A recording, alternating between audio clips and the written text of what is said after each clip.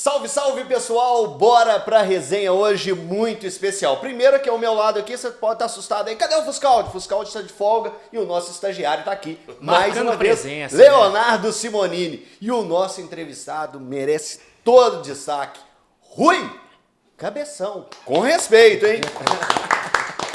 Mas, Rui, quando eu falo com respeito, é porque logo aqui, quando a gente chegou, eu peguei e falei assim, você é todo na beca, doutor Rui agora. Rui, eu posso te chamar de Rui Cabeção? Tem algum problema? Tem problema, Rui? Como que é essa história do Rui Cabeção? É a vida toda? Boa tarde, amigos. É um prazer, né? Se eu soubesse que eram vocês que estavam aqui, eu não tinha vindo, não, mas tudo bem. Pela essa beca toda. Isso aqui, agora eu faço parte, eu chamo isso aqui de armadura, né? É lógico que não é todo dia que eu tô assim, mas hoje já pela manhã eu tive uma reunião, um compromisso. E o Cabeção não tem jeito, cara. Não tem jeito. Às vezes a gente, né, antes da pandemia, eu participei de algumas audiências.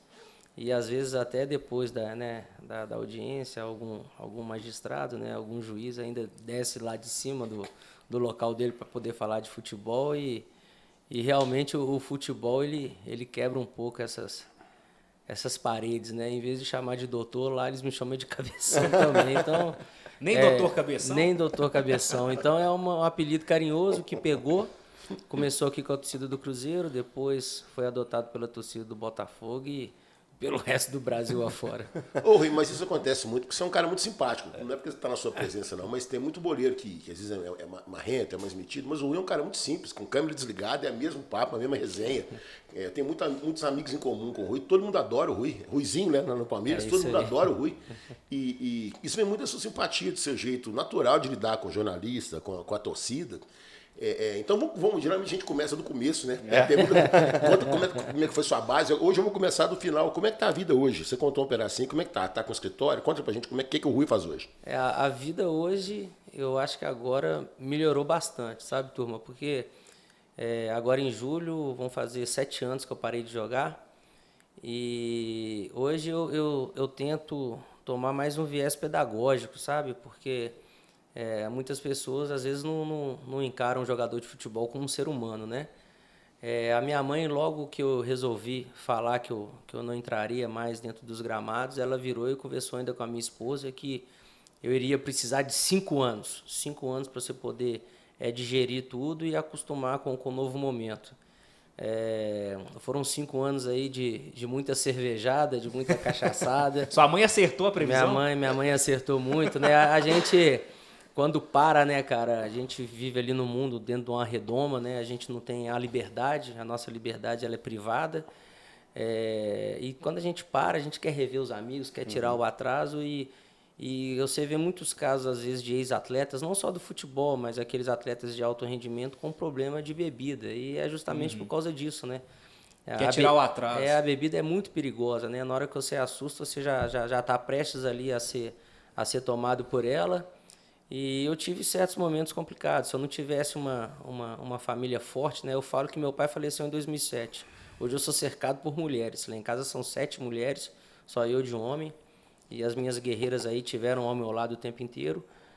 Eu resolvi, depois de 6 meses, voltar a estudar depois de 20 anos. E resolvi fazer direito, porque eu não queria ficar ali no mundo da bola. Eu queria fazer uma coisa totalmente diferente. Queria ter final de semana. Eu queria ter feriado, eu queria fazer para casa com as minhas filhas, eu queria ir no mercado, eu queria sentar no boteco hoje, faz de conta, hoje é sexta-feira. Para assistir uma peladinha também, Para assistir, né? Uma pelada, para poder cornetar vocês quando vão jogar lá o futebol. Eu queria ter vida, eu queria ser um cidadão comum e normal. Então voltei a estudar, enfrentei a faculdade durante 5 anos, muito difícil, né? Porque eu sempre gostei de ler. Mas a partir do momento que você entra no mundo do direito, ele assusta. Eu lembro até hoje da minha primeira aula de filosofia, o professor DK. Eu cheguei em casa, a Tayane, que trabalha comigo há anos, né, que é a minha secretária lá, ela virou e falou: "O que foi, Rui? Você está com o olho fundo?" Eu falei: "Tayane, eu estou me sentindo um burro, porque eu não entendia nada, cara, eu não entendia nada." Mas aí você vai, o cérebro também é um músculo, né? Você vai desenvolvendo, ainda mais o meu, né, que é gigantesco. Aqui também. Aqui também é então foda, foi hein? isso. Hoje eu tenho uma parceria no escritório, né? Chama Bozon Bastos de Abreu, que me receberam muito bem. Na verdade, eu fui lá para não fechar a parceria, acabei na segunda reunião acertando. um escritório que me abraçou. Nós temos lá hoje 5 advogados, mais um desembargador, ex-desembargador aposentado. E por que eu fui lá? Eu fui lá justamente para aprender a escrever, né? Todo mundo vira e fala, poxa, o cara formou em Direito e não sabe escrever? Não, realmente, da forma jurídica, eu não sei.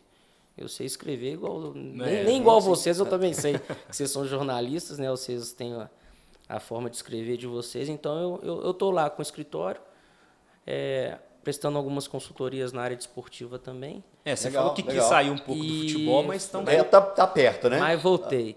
Mas o principal para mim, cara, é poder viver. É poder andar na rua, igual você falou, né? O pessoal aqui do bairro São Lucas, do bairro Saudade, Pompeia, a galera me chama de Ruizinho. Todo mundo que me chama de Ruizinho é que me conhece desde pequeno. Então, eu queria isso. E hoje eu estou vivendo, cara. Hoje eu fico andando pela rua, eu sento no bar, vou na padaria, sou eu que faço sacolão, sou eu que faço compra de supermercado. Sou eu que vou para a arquibancada, às vezes, assistir o jogo do Cruzeiro. Eu não gosto de ficar em camarote, eu gosto de ficar no meio da galera, entendeu? E, igual você falou, por que ser marrento, sendo que foi o torcedor que me ajudou a chegar onde eu cheguei, né? Se não fosse o torcedor gritando da arquibancada Rui Cabeção, com certeza eu não estaria até hoje existindo aí nos memes de celular. Ô Rui, você falou agora aí que tem essa liberdade para ir em jogos do Cruzeiro. Você acredita que tem essa liberdade também no Botafogo, Fluminense, Náutico, por onde você passou também?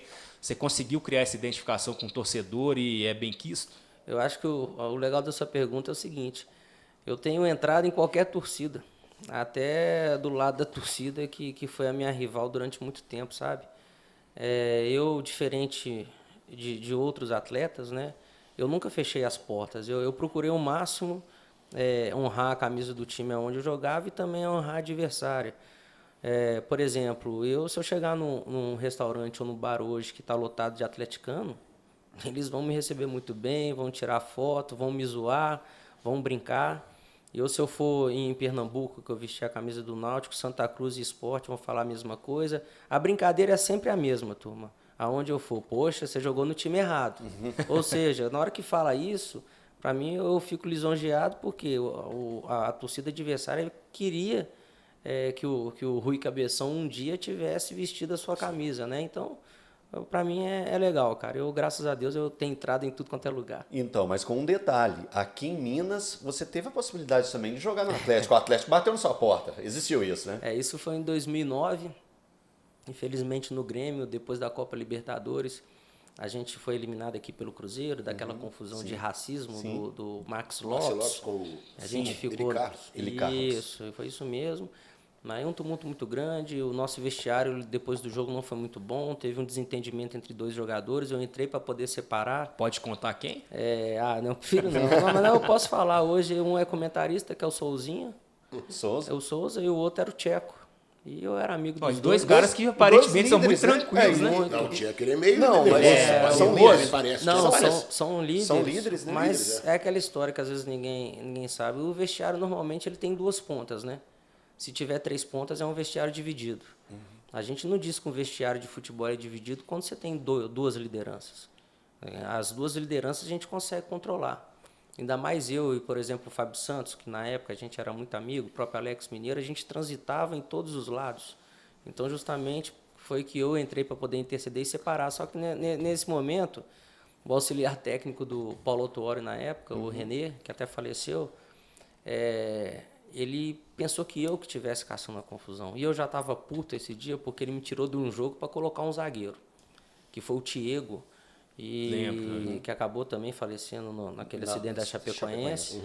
Depois do Tiego, nós tomamos de 3, e eu na Libertadores eu estava voando, aí eu fui, aproveitei, amigo, que eu já estava também com cabeça. Soltei os cachorros, xinguei demais. Você xingou diretamente o treinador? Ou eu xinguei os dois, aproveitei para xingar os dois. Era o Paulo, né? Eu tava com raiva dos dois mesmo. Paulo Autuori. Era o Paulo Autuori. Aí eu falei pouco palavrão. Aproveitou o barraca armado. Eu falei pouco palavrão, ainda aproveitei e falei que ele tinha escalado errado, que ele mexeu errado. Falei um monte. Então, rescindi meu contrato. O doutor Celso Barros, naquela época da Unimed no Fluminense, já tinha me ligado.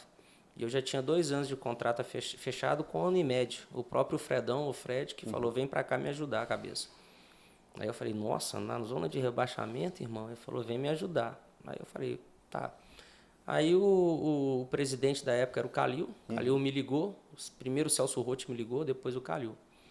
Aí o Calilzão queria me dar apenas 1 ano de contrato. Aí eu falei, não, para eu ter argumento e agradecer o Dr. Celso Barros, eu preciso de ter os 2 anos Pelo de menos contrato. os 2 anos, né? A mesma questão salarial e outra. O meu argumento principal era ficar perto da minha família, né? Mas não deu certo. Continuei no Fluminense. Graças a Deus nós somos vice-campeão da Sul-Americana, né? E conseguimos o impossível, 99% de rebaixamento. É um assunto que a gente queria saber, como é que é essa história lá dentro do Fluminense, né? Porque é aquele famoso corpo que já era o defunto, né? Era o defunto. Mas acabou que ressuscitou. E é curioso que está chegando ao 13º ano e todo ano essa história é lembrada e a gente cada vez mais fica mais curioso para saber mais detalhes de como que vocês conseguiram isso, cara. Primeiramente, para mim foi bem complicado, né? Eu saí do Botafogo, na época que eu saí do Botafogo, eu tive um certo desentendimento com o Cuca. E logo quando eu cheguei no Fluminense, que eu estava muito bem também, o Fluminense teve o Renato Gaúcho, eu peguei o Parreira, o Renato Gaúcho e depois veio o Cuca. Eu falei, meu Deus do céu, lá vem um homem de novo, como é que vai ser? Mas o Cuca é um cara que é boa praça, sabe? Eu gosto dele, ele é um bom treinador, mas é um cara bem desconfiado, sabe? Ele tem dias que para ele não são bons. Ele é mais mineiro do que um mineiro. Mas então. muito desconfiado, muito. E o Cuquinha também, modelo, que auxiliar, fica alimentando isso nele. Isso aí. Aí ele chegou, logo que ele chegou, a primeira coisa que ele fez foi conversar comigo. Ele falou, o que aconteceu no Botafogo aconteceu, eu preciso de você aqui pra gente conseguir tirar o Fluminense dessa situação. Porque às vezes a gente foca dentro do grupo de futebol muito naqueles titulares, mas tem atletas que realmente são os mais importantes numa equipe e às vezes não estão dentro do campo, que é aquele cara que no vestiário normalmente é respeitado por todos. E nessa época de experiente ficou eu, o Rony e o Fernando Henrique. Além do Fred, né? E além do Fred. Na época eu falo porque o Fred é mais novo que eu. O Fred não era tão... E, na época, era 2009, não, tem um tempo. O Fred era bem mais e novo. o Fred é meu juvenil a vida inteira, né? Porque eu sou mais velho que ele. Então, eu chamo ele até de tsunami. Então, eu era um dos caras dentro do vestiário que conseguia articular bem com os meninos, sabe? E nessa época, eu lembro que o Cuca foi mexendo no time aos poucos. E ele foi até inteligente e sábio nessa hora, que o último jogador a sair do time titular fui eu. Porque o que acontecia? O resultado era negativo, ele mexia no time. Ele mexia, que ele falava, o time que eu colocar e começar a vencer, nós vamos seguir. Aí eu lembro que num dos últimos jogos, o último jogador que faltava para sair do time, dos experientes que vinham jogando, era eu. E eu saí e entrou o Mariano. E quando o Mariano entrou, o time foi, o Fredão começou a fazer gol. E eu praticamente virei um auxiliar técnico do Cuca, cara. Eu lembro de um jogo lá em Recife, que o Mariano tava numa água do caramba. Tava mal no jogo. O Cuca mandou eu e o Marquinhos, um canhoto, um meia canhoto, depois foi para Itália, foi até o que fez o gol. Sim. Ele mandou eu e o Marquinhos aquecer, com 15 minutos do primeiro tempo, jogando lá em Pernambuco. Aí eu virei e falei, professor do céu, 15 minutos você já vai queimar 2 substituições? Aí eu virei e falei, lógico que eu tô doido para jogar. Porra, eu já vi o cara da posição ajudando. Aí mostra que você é diferente até nisso também, né, Rui? Aí eu virei e falei assim, porque a última posição a gente sabe, cara, a última contratação que existe, a última posição que você vai mexer num time são os laterais. A gente vai, ou é zagueiro que machuca, ou é meio campo, ou é atacante. Aí eu falei, professor, tá muito cedo, cara. Tá muito cedo, deixa o time entrar no jogo, que você vai queimar 2 substituições antes do segundo tempo. E nós ganhamos o jogo. Nós ganhamos o jogo de 3-0, cara. Então eu passei a ser um auxiliar técnico e tentar ser o bombeiro, né, velho? Que ninguém imagina, mas direto e reto no vestiário era tumulto, cara. Era tumulto, porque a pressão era muito grande, né? E a gente tinha jogo quarto domingo, Sul-Americana brasileiro, Sul-Americana brasileiro, Sul-Americana brasileiro. Então eu funcionava quase como um bombeiro. E a gente não treinava, cara. Na verdade, não treinava. Foi muito mais na base da resenha, na base da cerveja, depois das vitórias. E foi isso, cara. E união, né? E a sorte, cara. No futebol, a sorte, ela tá ali dentro do elenco que você consegue montar. Eu não falo da sorte dentro do campo. É igual o Muricy fala ao contrário, né? Que a bola pune, no caso, se o time tiver acabado dando um encaixe, a sorte vai acabar jogando. É isso aí. E os atletas, né, cara? Quando você tem aquele grupo amigo, fica muito mais fácil de você resolver as diferenças, né? E a torcida também do Fluminense foi muito importante, né? É. Aquele time de guerreiro, aquele que grito, ajudou muito o Fluminense a escapar, né? Cara, a coisa mais importante do futebol é a torcida. Vou dar um exemplo, a torcida do Cruzeiro. A partir do momento que a torcida do Cruzeiro resolveu abraçar o time, vou falar daqui de Minas, o time, querendo ou não, ele deu uma melhorada. É lógico que tecnicamente melhorou. Mas Sim. a partir do momento que a gente, quando jogador, a gente sente essa energia do lado de fora, esse carinho, a gente transforma, cara. Aquele jogador mediano, ele fica bom. E aquele jogador que é bom, ele vira craque. E o craque nem se fala, ele vai fazer a diferença.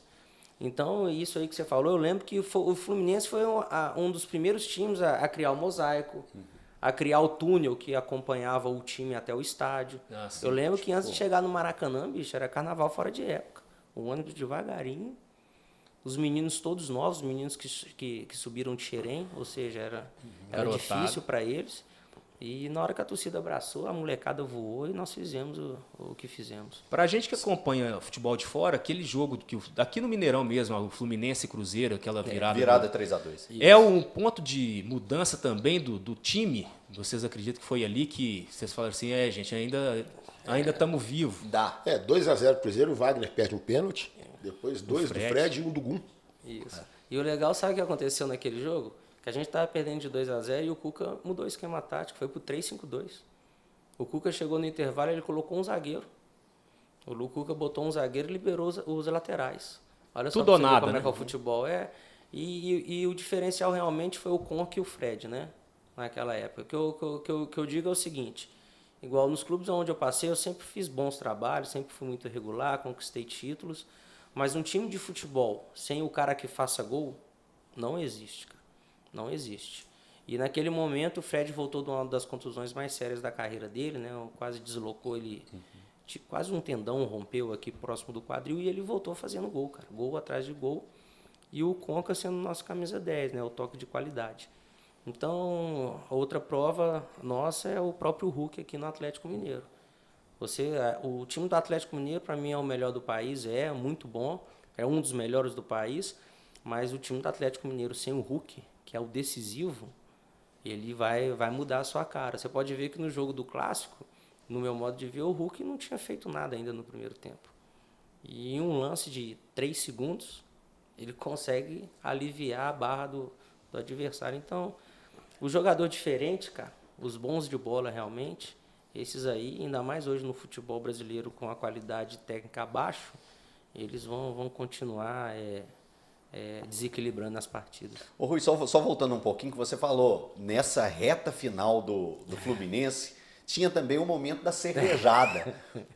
Como que é isso? Como aliar isso? Como colocar isso na cabeça das pessoas? Porque vocês estavam na briga contra o rebaixamento e ainda dava uma liberada na cerveja para vocês ali. Como que era isso? Como que era essa resenha da cervejada? O que acontecia? Eu lembro que a gente teve um jogo no Peru lá, da Sul-Americana.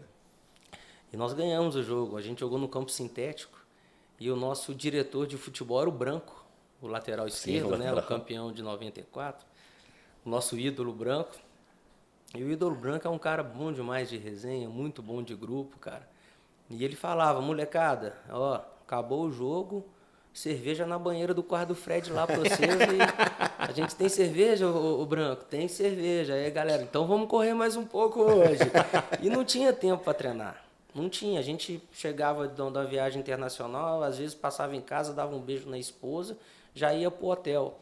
E a comissão técnica, junto com toda a diretoria e o presidente na época, eles tiveram essa sacada, cara. Eles viram que o clube estava muito pressionado, o grupo muito pressionado, e aquilo ali foi um momento de descontração e ao mesmo tempo que uniu a galera. Sim.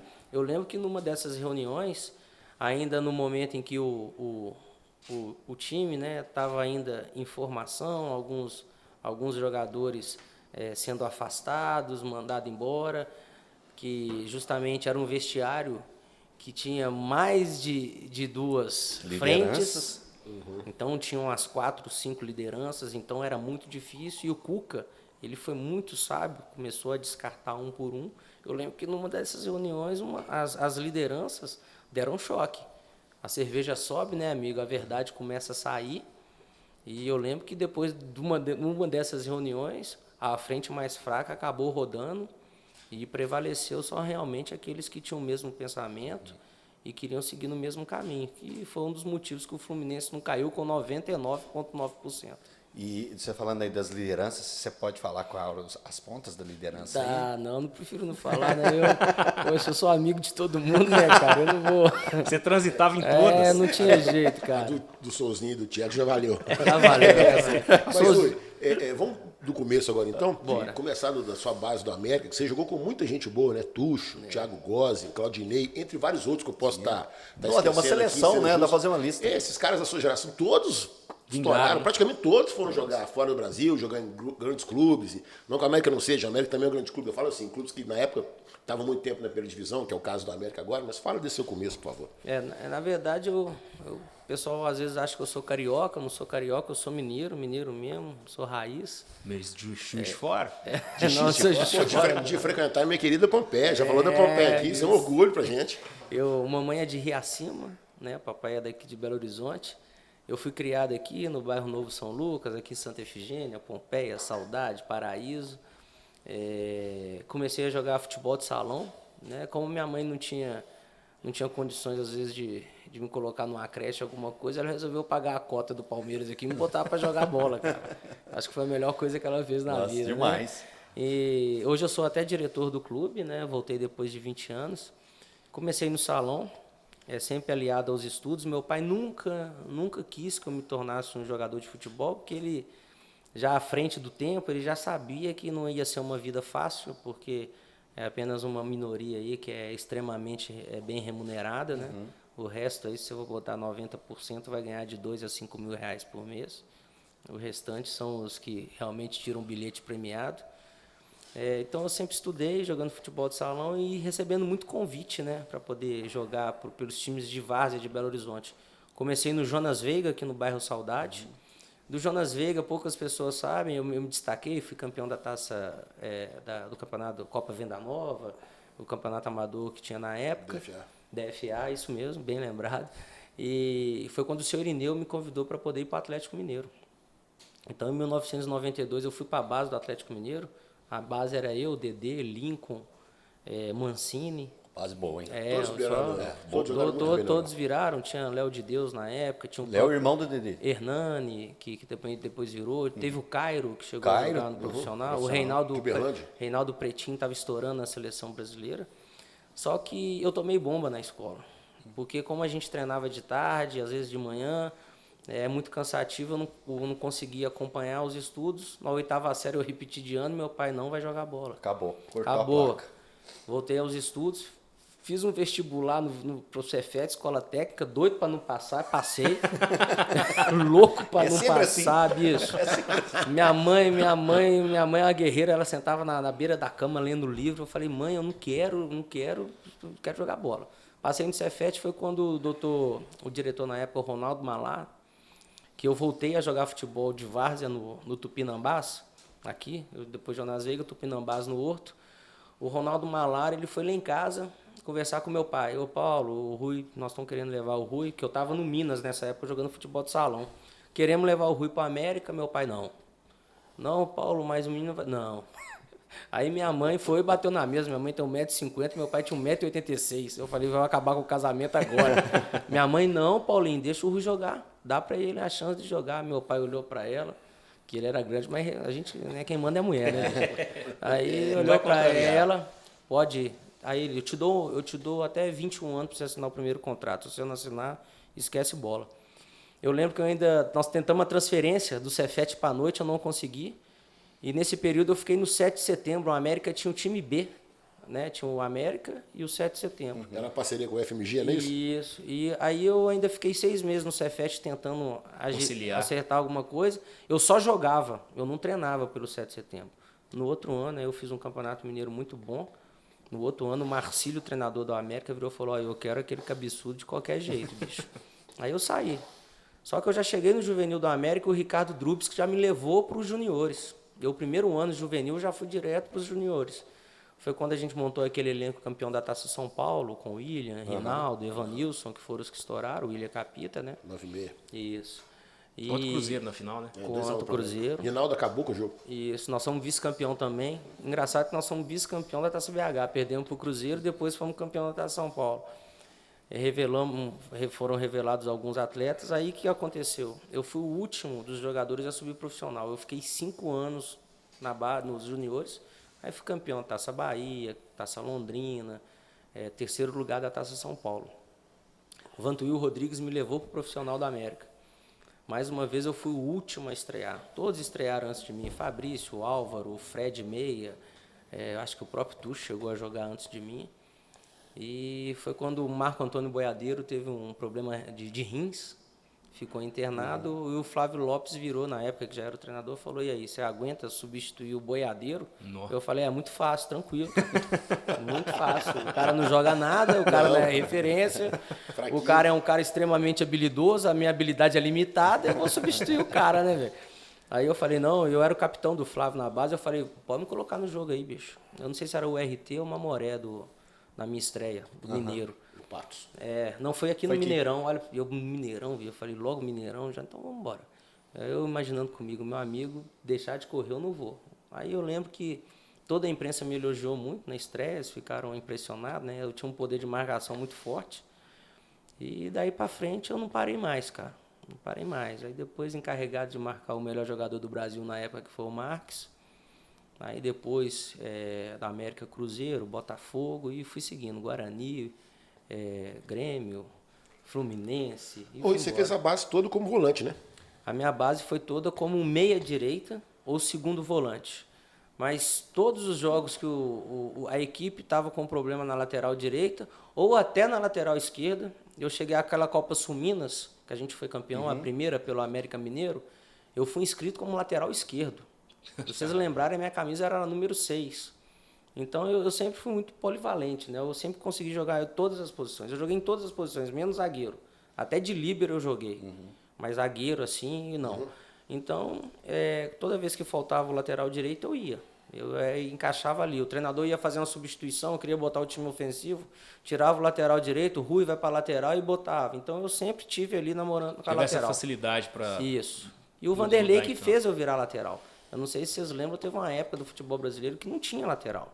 Era difícil. E, pelo incrível que pareça, de repente, no Cruzeiro apareceram 3 em 2003, que era eu, Maicon e Maurinho, voando. Entendeu? Então, aí o Vanderlei que virou e falou, cabeçudo, deixa eu te falar uma coisa.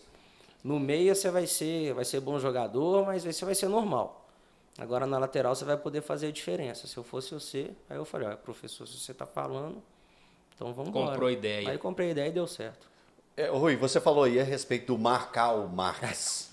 Conta a história de como que foi em 99, você passou uns momentos, como você falou... Momento Messi. Momento Messi. Mas ele não driblou meio time não, tá, gente? Ele não driblou meio time. Pode até ter driblado, mas é outro momento Messi que nós vamos lembrar. E essa história é bacana, cara, que eu lembro que, a América chegou na final, as finais eram 3 jogos, né, naquela época. Aí, de repente, na hora que eu chego no CT, o Adilson me entregou a roupa e falou, já se prepara. Eu veio e falei, prepara pra quê? Os homens vão botar você pra marcar homem a homem o Marques. Eu já fiquei sabendo na rouparia, cara. O treinador não tinha nem conversado comigo. Eu falei, cara, meu primeiro clássico, bicho, eu vou entrar só pra marcar um jogador. Eu doido pra jogar, pra poder mostrar, né? Aí eu falei, não é possível. Aí o Flávio Lopes ficava me olhando no treino, ele andava para perto de mim, eu dava um jeito de ir pro outro lado. Eu falei, esses caras não vão me achar de jeito nenhum, não vou deixar o treinador conversar comigo. Ele vai perceber que eu não quero fazer o que ele quer, ele vai se tocar, né? Aí de repente, vai desconfiar que eu não tô satisfeito. Aí chega o Denis, que era o capitão na época, e o Wellington Paulo. Ô, cabeça, vem aqui, que a gente é irmão até hoje, jogamos futebol, sou padrinho de casamento do Wellington Paulo. Aí o Wellington passava, cabeça, você vai ter que me ajudar, irmão. Eu falei, eu? E vocês não me ajudam, não? Só o cabeça que ajuda vocês? E isso é coisa de irmão, mandar marcar o Marques, velho? Ué, tá de brincadeira, cara. Aí o Denis, você vai ajudar a gente, bicho. Aí na hora que eu tô indo pro estacionamento, tá o Flávio Lopes lá me marcando. Eu falei, agora não tem como. Aí ele... Flávio Lopes fez igual você fez com o Marques, né? Isso mesmo. Aí o professor, tem como você me ajudar? Aí eu falei, uai, como é que eu vou falar não, né, professor? Eu vou te ajudar, mas deixa eu entender, marcação homem a homem, eu vou poder ir atacar na hora que eu tiver com a bola? Ele falou, não, Na hora que você tiver a bola, você entrega para alguém e fica marcando o Max. Aí eu falei, mas é marcação, é sombra? Então ele falou, é sombra. Se ele for no banheiro, se ele for, onde ele for, você vai. Eu falei, beleza, cara. Eu já peguei o telefone no carro, já liguei pro pai. O pai ainda estava vivo. Eu falei, pai, ele, uai, meu filho, me ligando agora, aconteceu alguma coisa? Eu falei, aconteceu, bicho. Final de semana, eu vou ter que marcar o Max. Aí meu pai virou e falou, não, mas tranquilo, vai dar certo, nós vamos conseguir. Vem para casa que chegando aqui a gente conversa. Na hora que eu cheguei em casa, papai já estava com a fita do jogo, cara. Aí ele falou, vamos sentar aqui, vamos assistir o jogo junto? Eu falei, então vamos. Aí nós dois assistimos 2 jogos do Atlético para eu pegar a forma com que o Marques jogava. E desde o início, eu não sei se vocês lembram, normalmente a gente no futebol de campo, a gente marca a distância, né? A gente dá uma distância. Como Para o famoso não entrar de primeira, né? Mas a minha origem foi do futsal. Aí o papai virou e falou assim, ó, vamos, quase igual um boxe, né, bicho? Ele virou e falou assim, nós vamos encurtar a marcação no Marques, você vai marcar igual era futebol de salão. Aí eu falei, boa, pai. Mas aí eu converso com o Elton Paulo e com o Denzo para minha cobertura, porque o Marques tinha aquele Vzinho dele, né? Ele batia, o Ronildo já sabia. Dá muito espaço pro Marques, já era. Então eu grudei nele, cara. Foi um dos motivos que no primeiro jogo ele foi expulso, porque ele ficou puto comigo, que eu grudei mesmo. É igual casal de namorado, bicho. Eu sei que o Calango não é, né? Mas eu grudei nele, velho. Grudei nele, cutucando e respirando. E graças a Deus, nesse primeiro jogo, ele perdeu a cabeça e ele acabou me dando uma cabeçada, bicho. Olha isso! Quase que ele morre, quase que traumatismo craniano do Marques. Ele é louco, né? Ele é louco. Isso. E ele deu tanto azar, cara, ou sorte, né? Que bateu no meu dente e cortou o supercílio dele. E até hoje o Denis briga comigo no futebol, ele fala, a única expulsão que eu tive foi por sua culpa, cabeça, que o Denis foi e agrediu o Max, foram os 2 expulsos, e eu no campo, velho. E chegando na parte que vocês querem mesmo, no intervalo do jogo, bicho, eu tava muito nervoso. Esse aí já pro terceiro? Não, isso foi o do que eu dei de Messi no campo. Tá. Foi tudo no primeiro jogo. E tipo assim, na hora que eu cheguei no estádio, cara, um Mineirão lotado, acho que quase 90 mil pessoas, né, cara? Eu nunca tinha visto aquilo de perto. E a torcida do Atlético, ela grita nome, né? Aquele negócio de gritar nome por nome de jogador. Aí, pô, o mais ovacionado lá foi o Guilherme. Aí você viu o pedaço da galocura gritando e um pouquinho da metade do estádio. Aí, de repente, bicho, parecia filme, tá ligado? O estádio foi calor. Aí veio aquele grito do Olê Marquês. Aí na hora que eu fui olhando assim o estádio, eu falei, pô, vai parar daqui a pouco, né? Que tem gente que não grita. Bicho, o estádio inteiro de pé gritando o nome do cara. Aí eu falei, cabeça, onde é que você foi amarrar seu humilde jeguinho? Hoje o bicho vai... Então eu bebi muita água no intervalo, que eu tava na adrenalina, aquelas garrafinhas de Gatorade grande, 600 ml, sei lá quantos ml. Aí o Flávio falando, eu doido pra voltar logo pro jogo, porque eu tava doidão. E tomei tudo, cara. Na hora que começou o jogo, 10 minutos, eu tô vendo a barriga sacudindo, o negócio veio aqui no gogó e voltou, veio, eu fui tossir, aí, bicho, acabei vomitando dentro do campo, o pessoal achando que eu tava morrendo, o doutor chegou, meu filho, você tá morrendo, você tá passando mal, eu falei, não, eu tô melhorando, deixa eu vomitar aí, e vomitei, fui para fora do campo, minha mãe briga comigo até hoje, meu filho do céu, como é que você volta naquele jogo? Eu falei, mãe, eu não tava passando mal. Eu queria vomitar, na verdade, que eu tava com a barriga cheia d'água. Dá uma gorfada, né? Como diz o interior. Isso. Aí o doutor do lado de fora, não, você não vai voltar. Eu falei, vou, doutor, só deixa eu botar pra fora aqui, cara. Aí eu chamei o Jucão lá, meu filho, o povo filmando, e eu voltei pro jogo, finalizei o meu trabalho, a gente venceu a primeira partida. Eu acho que eu fui eleito o melhor em campo, só marcando o Marques, velho, só marcando. Marcando não, né? Sofrendo. Porque mas isso é um gol, né? A missão e a missão foi dada, foi bem cumprida, tem que ser o melhor e em campo. E o Marques era o diferencial, naquela né? época, e era o auge dele, ele que dava assistência a isso aí. 2002, né? E pra mim o mais bacana, e depois desse jogo que o Marques foi expulso, aí que você vê a índole dos caras, quem é craque de verdade. O Marques, cara, na hora que eu saí do meu vestiário, ele já tava na porta do vestiário do América. Aí ele virou e falou assim, ô Rui, ô cabeça, eu vim aqui pra te pedir desculpa, irmão, eu não sou disso. Não é a minha índole, eu perdi a cabeça, eu falei, tá tudo certo. Depois nós fomos fazer um curso, eu fui fazer um curso de...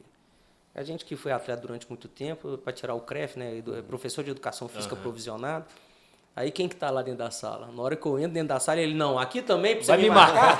Aí então essas são as histórias, cara. Aí nós fizemos um curso lado a lado, nós zoamos pra caramba. Mas foi o que você falou, o Calango, ele deu uma entrevista, que ele era o melhor jogador do Brasil, né? Na Placar, que perguntou qual foi o seu melhor marcador. Aí ele falou que fui eu, cara, que o mais complicado era... E o Max tem isso que você tem também, né? Todas as torcidas gostam do Max. Eu falo isso como cruzeirense, que não tem nada contra o Max, pelo contrário, é um cara que eu gosto mais, nunca jogou no meu time, o cara que eu adoro é o Max. Se encontrar com ele na rua, eu tiro uma foto com ele, dou um abraço nele, porque inclusive o Elton tá... Sim. Ele tem muito próximo ao Elton. O Elton tá Cara maravilhoso, velho. Sensacional. O Max é um cara... Você falou que tem esse bom trânsito com todas as torcidas, mas você também passou um aperto aí que você estava comentando com a gente aqui nos bastidores. Conta esse caso aí pra gente, se teve mais algum, se foi só esse. Não, foi bom que você me lembrou de outro, porque eu estava comentando com vocês a respeito dos últimos acontecimentos, né, de Flamengo e Corinthians, né? De torcida invadir CT, essa questão toda. Pressionar carro do jogador, pular em cima de carro do jogador, né? Como diz, o mundo tá muito doido, né, cara? Pô, nós estamos em 2022 e nós estamos vendo uma guerra. Uma guerra louca, nada. Aí eu comecei a jogar futebol em 1999. Tudo bem, né? Lá para trás, vamos dizer que o pessoal tinha menos informação, vamos falar dessa forma. Mas era menos rápido, né, como hoje. E não tinha cabimento, né?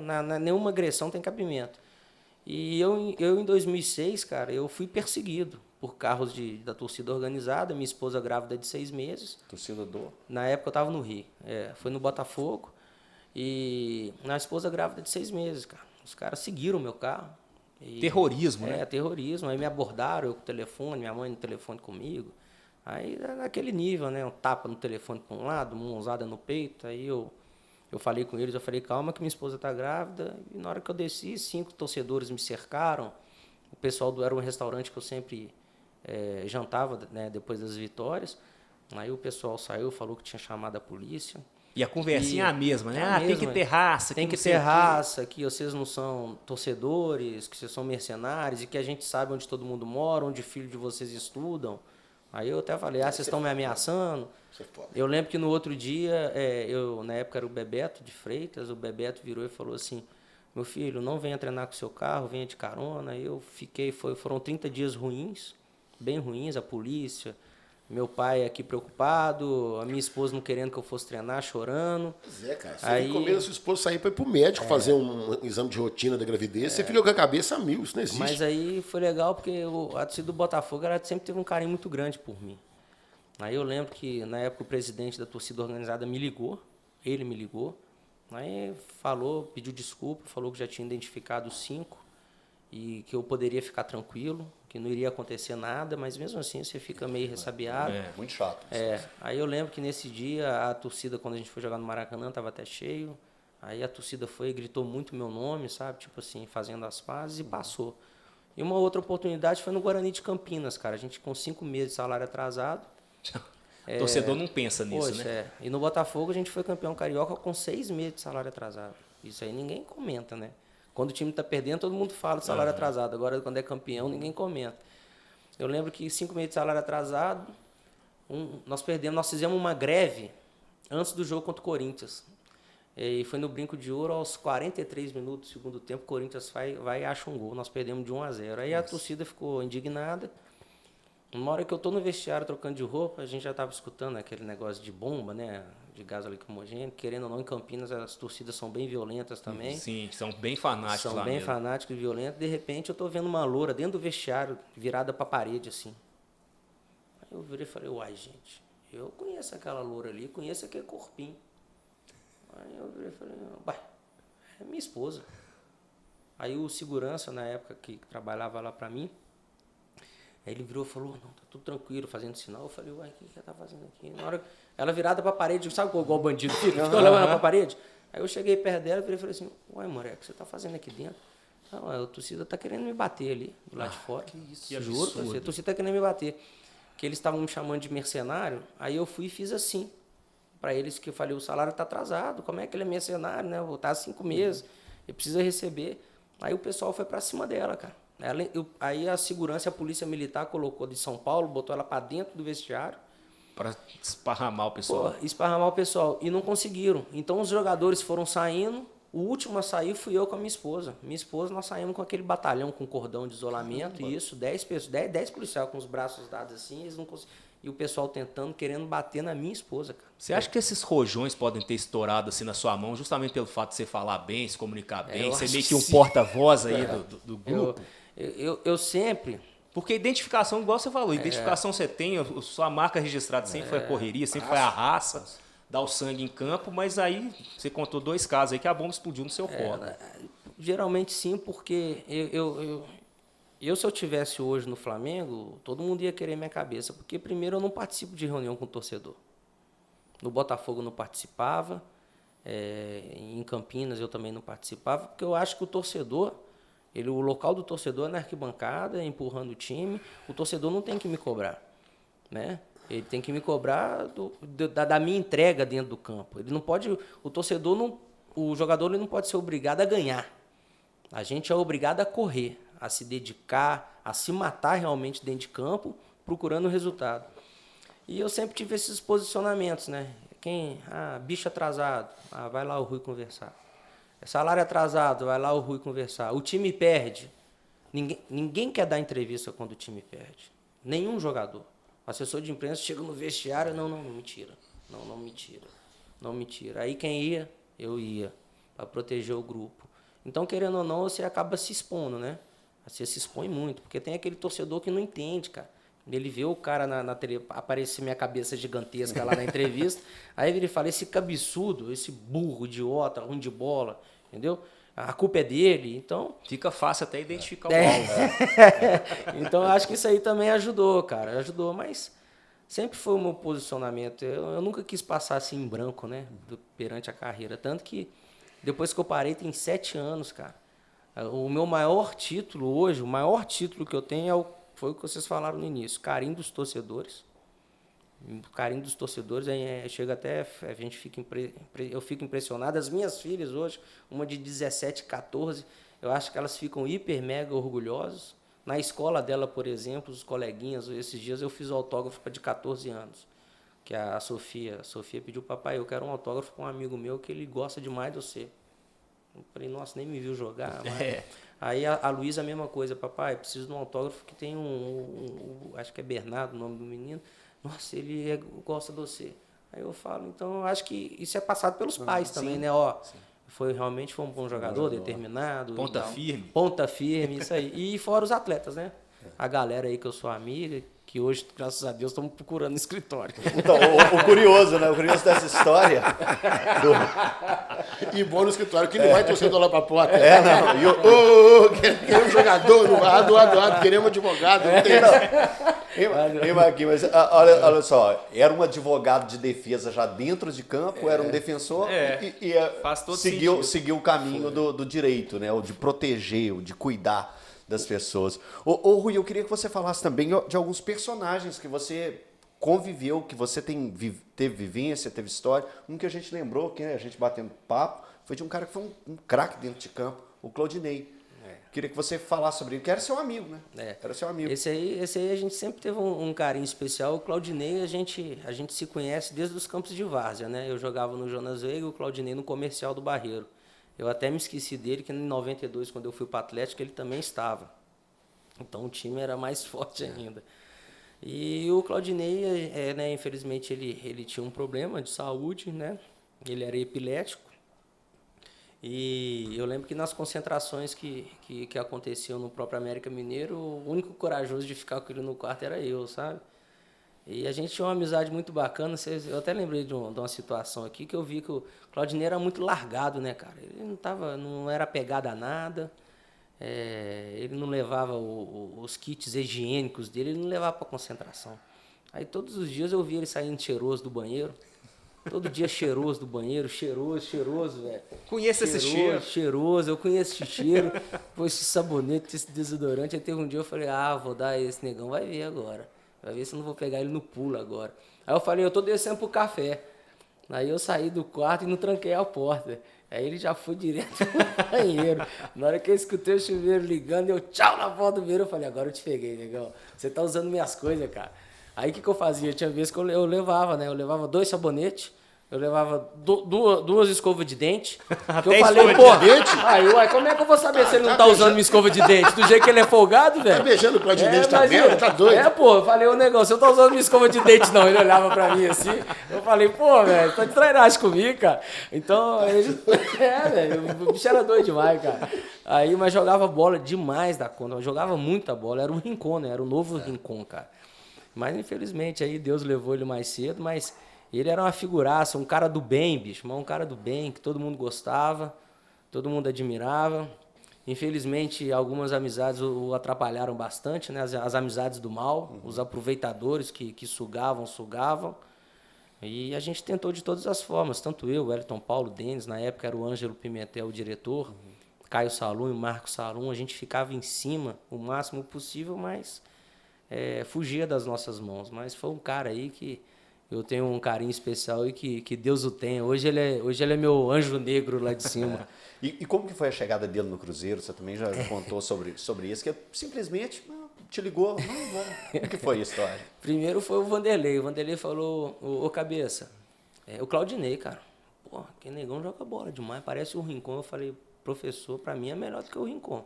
Porque o Claudinei, ele era um volante moderno que conseguia entrar na área, né? Ele já chegava na área. E além de ter um porte físico, né? Ele era muito forte. E aí ele falou, nossa, mas o extracampo dele é complicado. Aí deu vontade de até te falar, né? Pô, tem um monte de jogador aqui dentro do Cruzeiro também, que o extracampo é complicadíssimo. E você não fala nada. Agora só o Claudinei que é o problema. Aí eu falei, pode trazer, traz o negão que vai ajudar. Aí o Claudinei chegou lá, acho que ficou pouco tempo, 1 mês, 30 dias, de repente sumiu de novo. É o que ele já fazia às vezes no América. Faltando mesmo. Faltou, desapareceu. Aí falou que não queria mais, porque existe uma diferença muito grande, cara. O América Mineiro a gente sabe que é um time de tradição, né? É multicampeão, a gente sabe da estrutura da América, né? Mas se a gente for olhar a torcida hoje do Cruzeiro é a maior de Minas, se não for briga pau a pau com o Atlético Mineiro, e a pressão é diferente. O quesito pressão que é o... É o que eu falei para vocês, né? Ele estava acostumado, às vezes, a jogar no América, poder ir no pagodinho, poder sair, e ninguém enchia o saco. A partir do momento que ele foi pro Cruzeiro, no samba ele já não podia ir mais, porque todo mundo ia cobrar. Então, acho que isso aí também o assustou um pouco, e ele acabou retornando pro América, e depois sofreu um acidente fatal lá, né? Uma bala perdida dentro de uma casa de show. E virou estrelinha, como dizem minhas filhas. Jogou muito. Eu lembro jogou muita bola. Entrevista do Rui, mas eu vou contar um caso rápido aqui contigo com o Claudinei. No Pizza Bar ali na Contorno, no samba ali na Floresta. E o Claudinei tá lá e foi isso que você falou, cara. Primeiro ele com um copo de cerveja na mão e uma bebida destilada na outra e o cigarro. Eu não tinha nem como... manusear Ele tudo. não tava bem assim. Eu bebo também, não é hipocrisia não, mas assim, ele tava numa velocidade para beber que eu fiquei impressionado. E uma turma em volta dele, cara, eram uns 12 a 15 caras, era um time de futebol assim. Você percebia ali que era interesse nele, ele pagando tudo para todo mundo. Ele estava no Cruzeiro nessa época, 2003.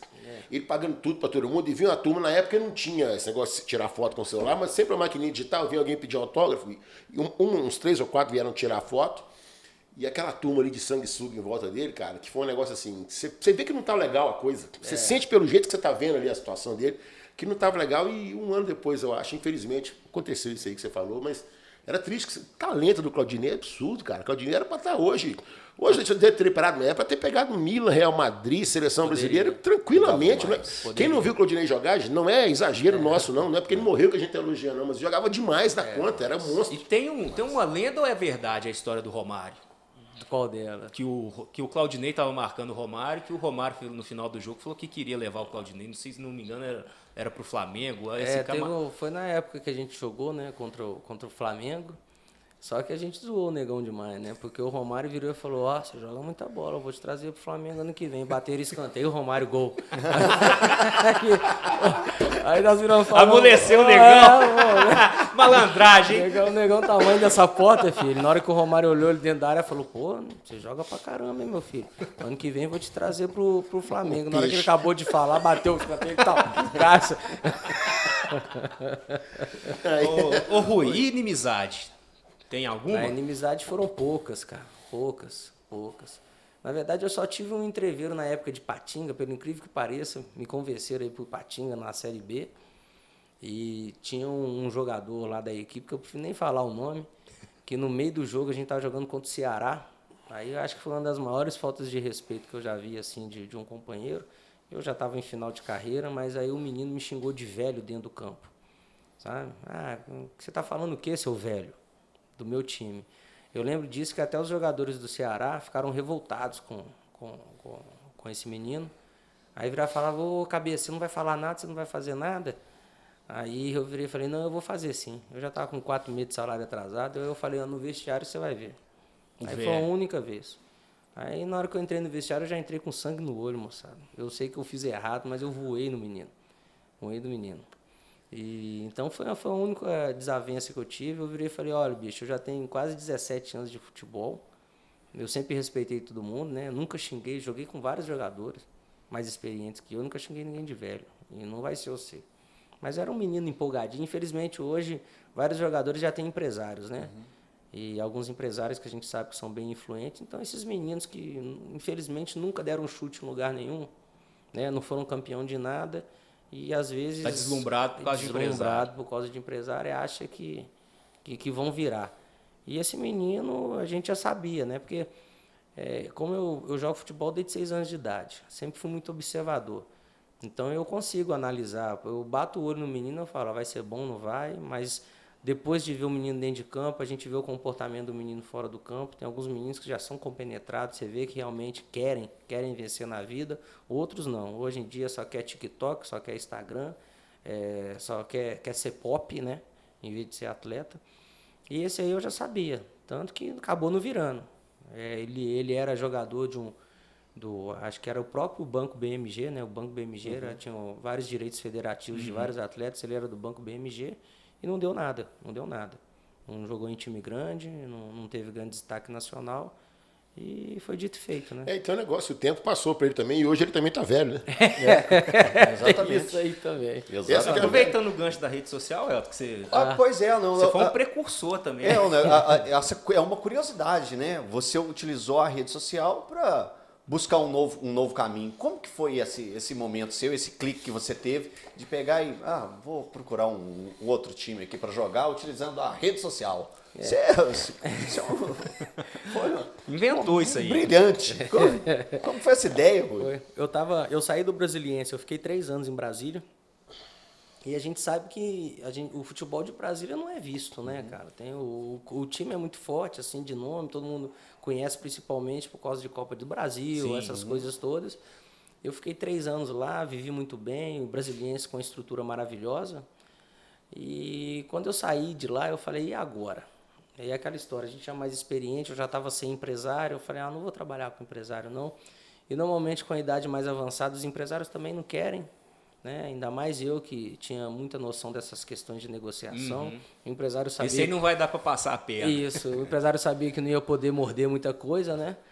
Aí eu falei, sabe de uma coisa? Hoje nós temos Twitter, né? Nós temos Facebook. Eu virei e falei, vou já que a galera gosta, gosta do Rui Cabeção, eu vou fazer com que eles divulguem. Aí eu falei, aberta negociações, aí botei o meu telefone real, verdadeiro, que eu não deveria ter feito, eu devia ter arranjado um outro número, né? Teve muito trote? Teve muito trote, cara, muito trote. Era gente ligando, falando assim, do time, né? Eu inventava o nome do time, é que eu queria te contratar. Aí no meio do caminho ele, mas é o Rui Cabeção mesmo? Aí eu falei, sou eu. Aí os caras no telefone, não aguentaram. Caramba, é o Rui, sou eu mesmo. Aí eu falei, pô, amigo, você tá achando que tá passando trote pro outro. Aí eu lembro que... Aí eu lembro que me lembrou o Alecrim lá do Rio Grande do Norte, sabe? É como se fosse o América Mineiro aqui, era a terceira força lá. Aí me liga eu esqueci o nome dele agora, ele trabalhou até na CBF, eu não vou lembrar o nome. Ele me ligou, era o diretor, virou e falou, Rui, tudo bem? Eu falei, tudo bem, quem tá falando é fulano de tal, aqui do Alecrim do Rio Grande do Norte. Aí eu já com a minha esposa, acho que nós vamos tomar outro calote, Loura. Aí eu, oi, tudo bem? É que eu queria te contratar, que a gente tá com um novo projeto, tem um empresário inglês que está investindo no time. Aí eu falei, meu Deus do céu, lá. Eu falei, não, beleza. Eu posso enviar uma proposta para o senhor, né, por e-mail, me manda o seu e-mail e a gente formaliza tudo direitinho. Tá bom, beleza, Já ficou beleza. mais sério. Beleza. Aí eu peguei um e-mail, montei um e-mail e falei pra minha esposa, falei, vou botar tudo aqui que é logo pra receber um não, né? Pra não ter ser querer. enganado. Aí botei um salário lá, lógico, que dentro das condições, mas um salário bacana. Pedi apartamento, pedi casa. Ó, pedi apartamento, passagem aérea, porque minhas filhas eu passei a não levar a minha família comigo. Por quê? Porque eram contratos menores, aí tira a criança de escola, leva pra lá, até adaptar. Eu falei, Karina, nesse final de carreira eu vou sozinho, 2 anos. Seguindo meio cigano futebol. Você meio tudo maravilha, isso 6 aí. meses no time. E outra coisa, se o clube não pagar, eu queria morar em hotel, ou então numa parte hotel que o clube era o responsável, eu não estava satisfeito, entrava no avião e ia embora. Aí eu lembro que eu falei, agora eu quero ver se esses caras são sérios mesmo. Aí eu virei e falei, ó, só que eu quero um carro para poder andar na cidade. Aí o cara falou, nós damos um carro também. Eu falei, nossa, agora eu caí. Agora eu vou ter que ir. Agora eu caí no conto vigário mesmo. Mas pior que eu cheguei lá, bicho, acabei ficando 1 ano e 4 meses. Que legal. Mas infelizmente, esse cara também não era da banda boa do esporte, sabe? Se vocês pesquisarem depois, ele tinha uma construtora no Rio Grande do Norte. E ele acabou dando um calote muito grande. Era procurado por estelionato já em outros países. Olha que loucura, cara. E eu fui cair lá, cara. Mas recebeu? Mas você recebeu? Recebi depois, através da justiça, um dos motivos que eu comecei Advogado a estudar. bom. Queremos advogado? Queremos advogado. O Alecrim, ele tinha bastante patrimônio lá no Rio Grande do Norte, aí a gente conseguiu penhorar um lote grande. E o construtor, o dono do clube, o Globo, é um dos construtores, é o senhor Barreto, se eu não me engano sobre o nome dele. Foi o senhor Barreto que acabou arrematando esse lote para poder construir. E eu, graças a Deus, pelo incrível que pareça, recebi tudo. O Alecrim já foi 6 vezes campeão a Potiguar e as últimas duas, 8-5, 8-6, e o campeonato estadual antigamente dava vaga para o brasileiro. E o Alecrim caiu na chave do Atlético no Brasileiro de 86. O jogo aqui foi 2-0 para o Atlético, acho que gol do Edivaldo. O Alecrim foi um time grande, disputar brasileiro, assim, algumas edições do brasileiro. Enciclopédia viva. Não é só mais um rostinho Eu não ia falar isso, não. Cabeção. É porque você falou do Alecrim, o Alecrim já foi time de ter na revista Placar, sessão especial sobre o Alecrim, e é um time que existe ainda disputa do campeonato potiguarino, mas que É o sumiu, Alecrim Dourado, igual o sumiu pessoal totalmente. brinca hoje? É o Alecrim Dourado. O Alecrim Dourado hoje no Nordeste é o Fortaleza, né? Grande Alecrim Dourado. Tá brilhando a equipe do Fortaleza. Ô, Rui, eu queria que você falasse um pouquinho também sobre o Botafogo. Não foi só tristeza no Botafogo, né? O Botafogo é um time muito querido por você e você também é muito querido lá. Eu queria que você falasse um pouco do seu período no Botafogo.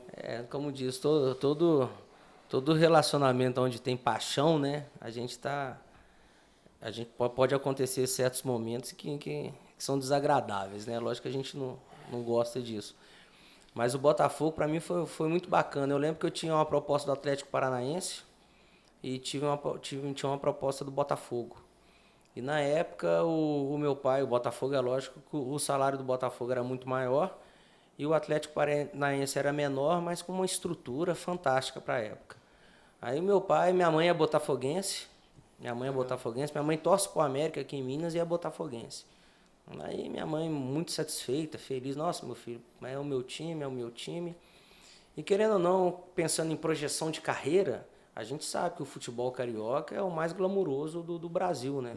Às vezes não é o mais organizado, mas é o mais glamuroso. Sem dúvida. E à frente do clube tinha um Bebeto, né, cara? Bebeto, campeão do vôlei, Bebeto, um cara admirado, né, em questão de administração. No Atlético, trabalhou no Atlético, isso. E o Bebeto, o meu pai é um cara bem turrão, era o meu pai que era o meu empresário na época. E o Bebeto e o meu pai se deram muito bem, E eu fui e acertei. No meu primeiro ano, eu ainda tinha até contrato com o Cruzeiro. Meu primeiro ano foi empréstimo. Aí eu tive lá, só que em 2005 o Levir Coupe começou a montar um time. Foi quando a gente acabou perdendo o Mineiro pro Ipatinga. E nós conseguimos ser desclassificados pelo Paulista com 3 gols de falta que desviaram na barreira. Depois daquilo veio uma crise muito grande, né? E o time era bom, tinha Tisson, tinha eu, tinha Maldonado, tinha o Kelly jogando muito bem, tinha o Fred. O Fred saiu depois para ir para a França, né? Isso, tinha o Wagner, o Poneizinho, Fred né? fez O 14 Wagner. gols na Copa do Brasil, né? Arrebentou. O Fred estava voando. Bom demais, cara, mas a gente sabe, futebol por detalhe desanda. Aí o Bebeto, eu liguei pro Bebeto, o Bebeto era muito amigo meu, eu liguei, eu falei, ô presidente, ó, o negócio tá ruim aqui, eu queria voltar pro Botafogo, cara. Ele falou, não, meu filho, o César Pratos está aqui e como é que eu vou fazer? Aí eu falei, conversa com o treinador. Eu não lembro quem que era o treinador na época, acho que era o Bonamigo, se eu não me engano.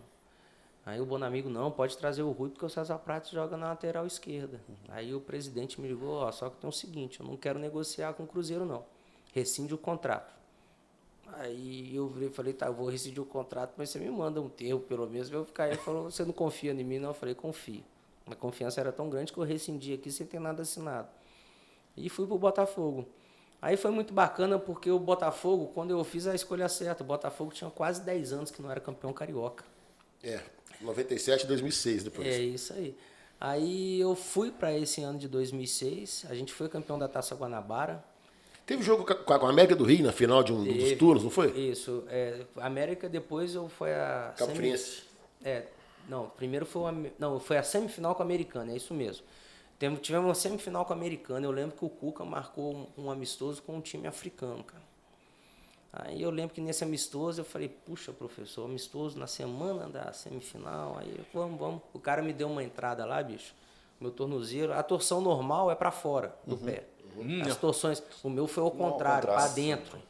Eu quase quebrei a tíbia e o meu tornozelo, bicho, ficou maior do que a minha cabeça. É impressionante. E eu falei, aí eu lembro que na semifinal eu estava muito bem, eu não aqueci, não fiz aquecimento para entrar em campo. O pessoal fez uma botinha de esparadrapo, porque o meu pé praticamente estava engessado, fora as infiltrações que eu tomei para entrar em campo. Eu lembro que no final do segundo tempo eu saí com muita dor e disputei a final contra o América. Isso. Da mesma forma. E acho que é aí que criou a identidade mesmo. A torcida do Botafogo tem aquela questão da nostalgia, né? Como é que fala? Igual o Cuca, superstição, muito supersticiosa. Na Taça Guanabara, eu jogando machucado, arrebentando, nós fomos campeões. Veio a Taça Rio, o time não ganhou mais nenhum jogo, e eu fiquei a Taça Rio inteira no departamento médico tratando, cara. Então você virou um amuleto. Isso. Aí eu lembro que teve um dos jogos que o time perdeu, a torcida do Botafogo começou a gritar meu nome, e eu de casa assistindo. Eu falei, puta, e olhava pro pé pra cima, foi feio o negócio. Eu usava até aquelas meias de compressão.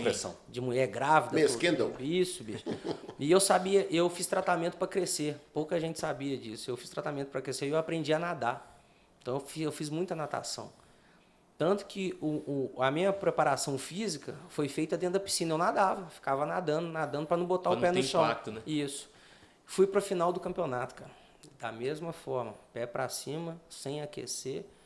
Aí chegava o preparador físico, 10 minutos pra gente subir. Aí vinha o doutor, infiltração no tornozelo, pra não sentir dor.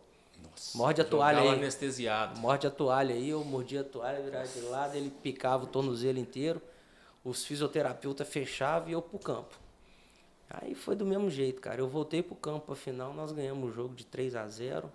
Aí o pessoal fez essa ligação, né? O cabeça em campo, o time ganha. Que eu sempre representava com muita raça, com tudo. E para mim o auge da minha carreira realmente foi essa. A gente foi campeão carioca. No outro dia, a gente fez um treino em Copacabana aberto para a torcida, cara. E a final foi com o Madureira, eu tô vendo aqui. Isso, a final do Madureira.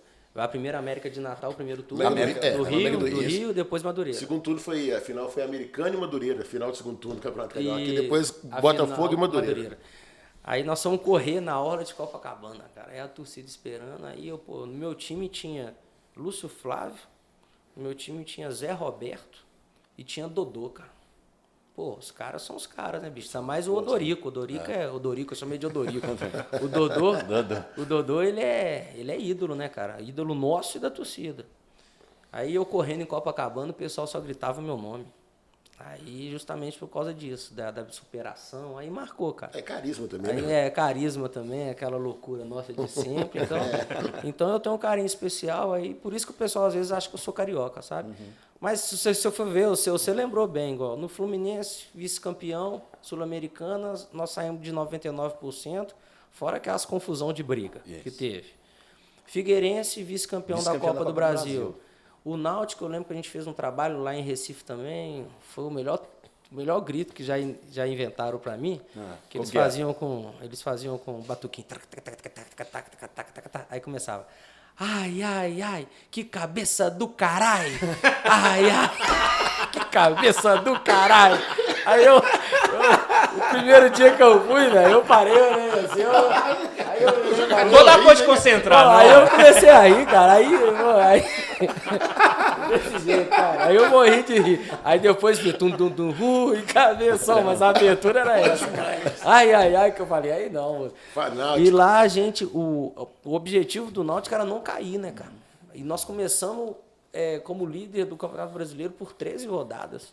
Aí depois eu machuquei, outros jogadores machucaram e nós saímos na segunda, na reta final. Grêmio é uma passagem curta, mas a gente fez um time lá, um time massa, cara. Hever, eu, Tcheco, Fábio Santos, Souza, Adilson, Alex Mineiro, Max Lopes. O Jonas. Depois, Vitor no gol, cara. Aí tinha o Léo zagueiro, Hever e o Rafael Marques. Então era um time massa, cara. Mas depois eu tive essa discussão. Botafogo, não preciso nem falar. E Cruzeiro, cara. Né? Fui multicampeão com o Cruzeiro. E, bicho, e aquele lance da final com o Sorin, né? É isso que eu ia te perguntar. Isso dá um corte legal pra gente. Rui, eu queria que você falasse desse jogo importante na final da Copa Sul Minas contra o Atlético Paranaense. Um jogo muito marcante na carreira de Sorin, que você foi ali o escudeiro dele, teve um papel fundamental nesse jogo. O Sorin, eu e o Cabeludo, a gente tem uma história bacana. Porque quando eu cheguei eu cheguei no Cruzeiro, ainda era Toca 1. E na Toca 1, normalmente, por quartos, né? Os alojamentos do profissional eram 3 camas. Então, normalmente, ficavam 2 por quarto. Normalmente, no futebol, agora, hoje, que começou a ter os quartos individuais. Porque, antigamente, a estrela do time que ficava sozinha. Então, nessa época, tinha o Edilson Capetinha, que era o meu fornecedor oficial de chuteira. Eu era o meu pé do tamanho dele, então eu roubava as chuteiras dele direto. E tinha o Sorin. Sorin, seleção, para ir para a seleção, que foi campeão do mundo, né? O Edilson Capetinha, né? E o Sorin, capitão da Argentina. Eu cheguei na concentração, bicho, aí de 4x4. Maicon e Luizão, não tem como entrar. Cris e Fábio Júnior, não tinha como entrar. Aí Alessandro, que não sei o que. Ricardinho, eu falei, pô, não tem vaga não. Cheguei no América agora. Abri uma porta lá, tinha uma bolsa. Só uma bolsa na cama. Eu falei, pô, é aqui, né? Aí tô lá deitado, quieto, de repente entra o Sorin. Aí entra o Sorin, eu já, opa, desculpa, gringo, tô saindo. Ele, não, pode ficar aí. Eu falei, não, gringo, pode ficar, não, pode ficar aí comigo. Aí nasceu a amizade. A gente ficou amigo, aí teve meu aniversário, de repente, o porteiro do prédio que eu morava, eu sempre morei aqui no bairro Buritis, aí o porteiro, Rui, Sorin, e o quê? Fala mais alto, ele, Sorin, e o quê? E nem ele acreditava, ele fala, porra, o Sorin tá aqui embaixo, caramba. Aí eu falei, então manda subir, pô. Barro Sorin. Pô, aí meu aniversário ele foi lá me dar parabéns, cara. Aí, pô, o pessoal lá de casa, minha família, minha mãe, todo mundo estarrecido, né, bicho? E aí nasceu uma amizade. Eu lembro que no jogo da final eu ainda estava em litígio com a América, que eu saí na justiça. O Alvimar e o Zezé viraram e falaram assim, Rui, ó, nós estamos com problema da sua liminar, mas você vai jogar. Mas nesse último treino, o Marco Aurélio não vai te colocar. E é até bom que a gente dá aquele miguezinho no Atlético Paranaense. Mas você vai pro jogo. Se prepara. Eu falei, puta, como é que prepara? Sabe se vai jogar, se não vai? Eu fiquei sentado. Psicológico fica. Eu e o Cabeludo no quarto. Aí, de repente, entra o falecido Beneci, né? Entra o meu filho. E o próprio Maluf é o meu filho. Você tá liberado pro jogo, pode dormir tranquilo. Eu falei, pô, obrigado, agradeço o presidente lá, amanhã vai dar certo. Beleza, dormi. E eu e o Cabeludo lá. O Sorin era um cara, a gente tinha horários assim meio que incompatíveis, sabe? Porque eu durmo cedo. E o Sorin dormia tarde, cara. Ele não tomava café da manhã, eu tomava. Então, 11 horas eu tava dormindo.